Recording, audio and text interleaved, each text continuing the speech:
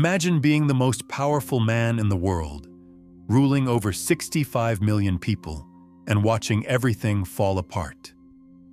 Your empire is crumbling. Your son betrays everything you stand for. A plague ravages your lands, and your closest advisors plot against you. Most leaders would break under this pressure. But Marcus Aurelius didn't just survive. He transformed every failure into a source of unshakable strength. I will show you his secret method that turned the worst Roman emperor's reign into the foundation for 2,000 years of wisdom. By the end of this video, you'll have a practical framework that transforms any setback into your most significant advantage. This isn't just ancient philosophy, a psychological weapon that works in our modern world. Marcus Aurelius wasn't supposed to be emperor. He was a philosopher who loved books more than battles and contemplation more than conquest. When he reluctantly took power in 161 AD, he inherited an empire in crisis. The Antonine Plague had killed millions. Germanic tribes were invading, and internal rebellions threatened to tear Rome apart. But here's what makes Marcus Aurelius extraordinary. Instead of hiding from these failures, he documented exactly how he processed them. His journal, what we call meditations, reveals the mental techniques he used to transform devastating setbacks into sources of power. These weren't written for publication. They were his private conversations with himself during the darkest moments of his reign. What's remarkable is that modern neuroscience has proven that his methods rewire your brain for resilience. The emperor, who faced more failures than almost any leader in history, created a system that turned psychological pain into psychological strength. The Stoic alchemy of failure, the 3 disciplines of failure transformation. Marcus Aurelius developed the Stoic alchemy, a 3-step process that transforms the lead of failure into the gold of wisdom and strength. Discipline 1, the discipline of perception. How much trouble he avoids who does not look to see what his neighbor says or does, but only to what he does himself. The first discipline is learning to see failure correctly. Marcus Aurelius realized that failure isn't what happens to you. It's how you interpret what happens to you. He writes, "Very little is needed to make a happy life. It is all within yourself, in your way of thinking." Let me show you how this works practically. When Marcus faced the devastating plague that killed his wife and millions of his subjects, he could have seen it as divine punishment or personal failure. Instead, he wrote, "The universe is change. Our life is what our thoughts make it." He developed what psychologists now call cognitive reframing, the ability to find alternative interpretations of adverse events. But Marcus took this further. He didn't just reframe failure as not so bad. He reframed it as essential for growth. Here's his revolutionary insight. The impediment to action advances action. What stands in the way becomes the way. Every obstacle contains within it the seeds of its solution. Every failure teaches you something that success never could. Discipline 2, the discipline of action. In the morning when thou risest unwillingly, let this thought be present. I am rising to the work of a human being. The second discipline is taking immediate action despite failure. Marcus understood that most people get stuck in the gap between failure and recovery. They analyze, they ruminate, and they wait for motivation. But Marcus had a different approach. He writes, "At dawn, when you have trouble getting out of bed, tell yourself, I have to go to work as a human being." Notice he doesn't say when you feel like it or when you're ready. He says you act because you're human and humans act despite their feelings. This is what separates Marcus from other philosophers. He wasn't writing from an ivory tower. He was writing from the battlefield, the plague-ravaged cities, and the moments when everything was falling apart. His philosophy had to work in the real world, or people would die. The discipline of action means you respond to failure with immediate, purposeful movement. Not random activity, purposeful movement toward your values and goals. Marcus writes, "Waste no more time arguing what a good man should be. Be one." Discipline 3. The discipline of will.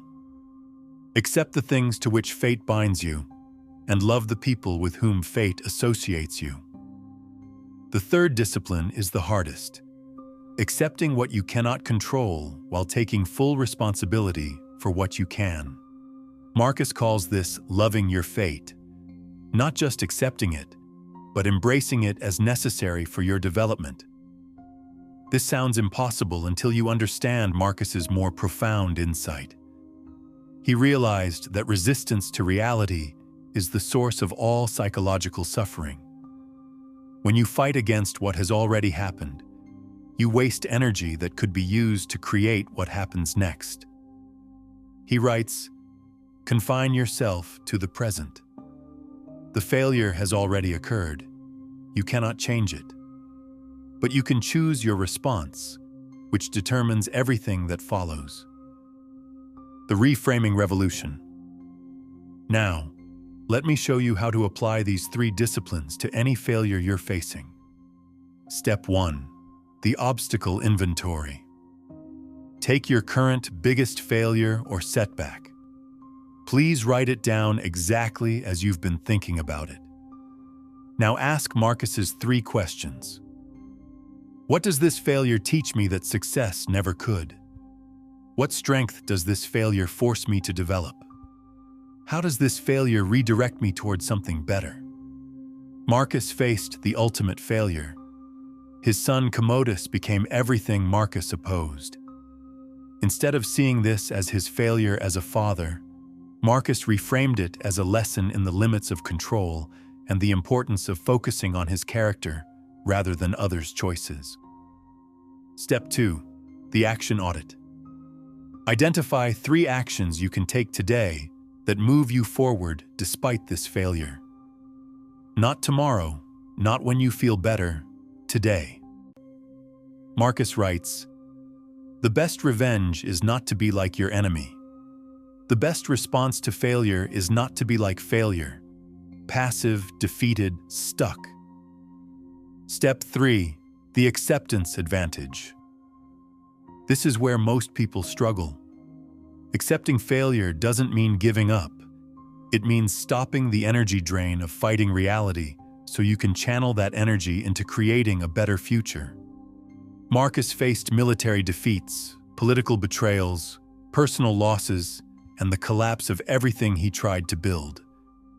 But he writes, "The art of living is more like wrestling than dancing. You don't dance around failure. You grapple with it, use its force against itself, and turn its momentum to your advantage." Modern applications and case studies. Let me show you how this works in our modern world, with 3 real scenarios. Case study 1, career failure.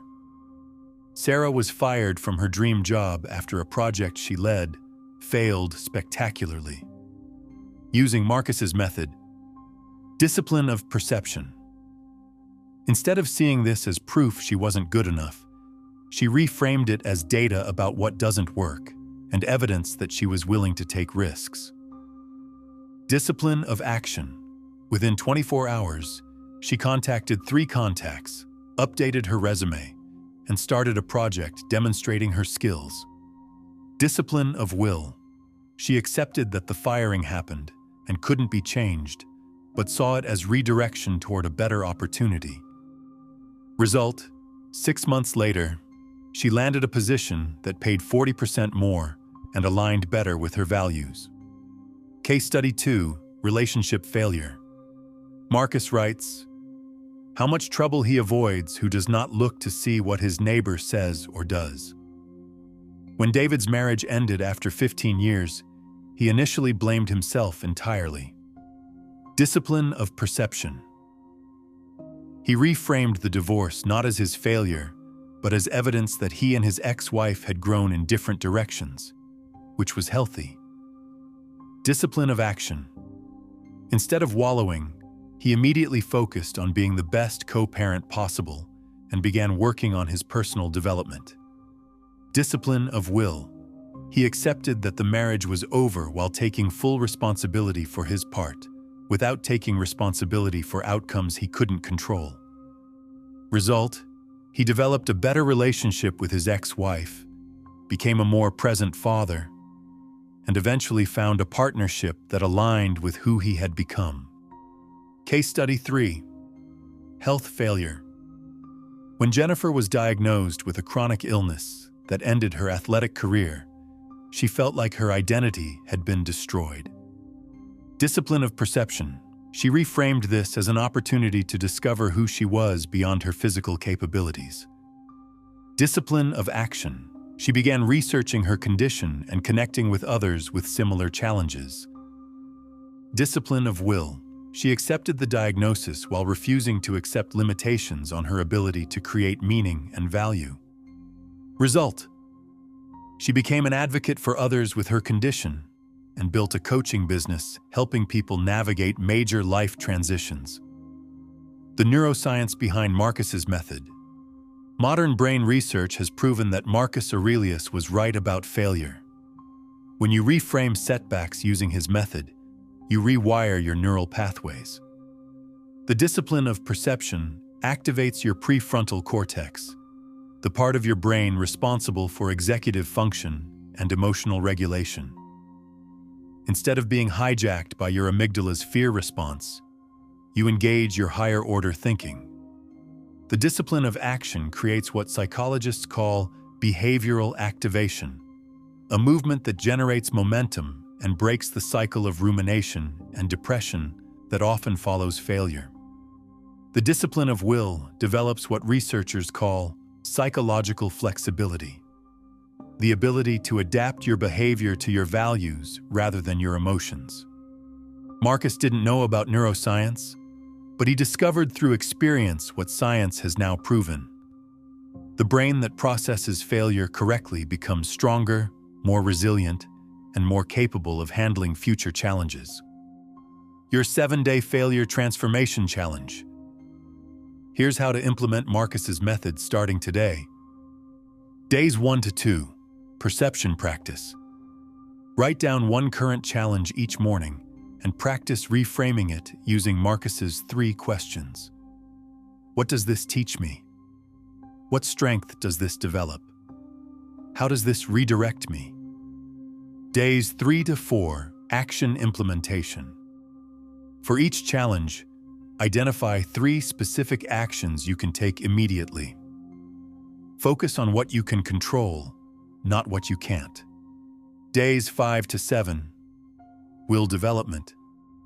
Practice accepting what has already happened while taking full responsibility for your response. Use Marcus's phrase, "The impediment to action advances action." Remember Marcus's ultimate insight. You have power over your mind, not outside events. Realize this, and you will find strength. Your failures don't define you. Your response to them does. The emperor who faced more setbacks than almost anyone in history left us a gift. The knowledge that every failure contains the seeds of greater strength. The question isn't whether you'll face failure. You will whether you'll use Marcus's method to transform it into your most significant advantage. If this video helped you see failure differently, hit that like button and subscribe for more ancient wisdom that works in the modern world. Next week, we're diving into Carl Jung's revolutionary insight about why some suffering is necessary for becoming who you're meant to be. Drop a comment below and tell me, what's one failure you're ready to transform using Marcus's method. I read every comment and often feature the best insights in future videos. Remember, you have power over your mind, not outside events. Realize this, and you will find strength.